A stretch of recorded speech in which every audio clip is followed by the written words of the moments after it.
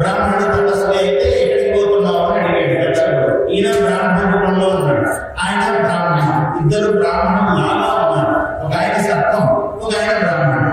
సరే ఏమిటైనా ఎక్కడ పోతున్నావు అన్నాడు. నేను మన దేశపు రాజుగారికి పరీక్షిత్ మహారాజుకు ఇలా శాపగ్రస్తుడయ్యాడు, ఆయన నా శాపంతో రక్షించడానికి, ఆ శాపం నుంచి నా శక్తితో రక్షించడానికి వెళుతున్నాను. ఓహో, అయితే నువ్వు ఇప్పుడు ఈ పచ్చని చెట్టు ఉంది కదా, దీన్ని నేను ఇప్పుడు మార్చేస్తాను, నువ్వు దాన్ని మళ్ళీ చేయగలవా? నువ్వు చెయ్యి, నేను చేస్తాను అన్నాడు.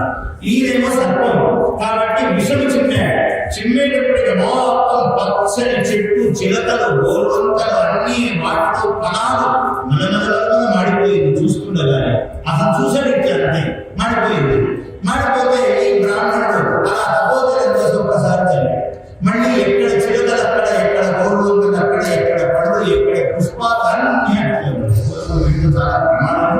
వీడింత ప్రమాదం ఆయన రక్షిస్తే శాపమేమి కావాలి, ఇదంతా చాలా ప్రమాదం అవుతుంది, బ్రాహ్మణ శాపం జరిగితే వలసింది, పరమేశ్వరుడి యొక్క సంకల్పం చేతనే శాపం ఇచ్చాడు.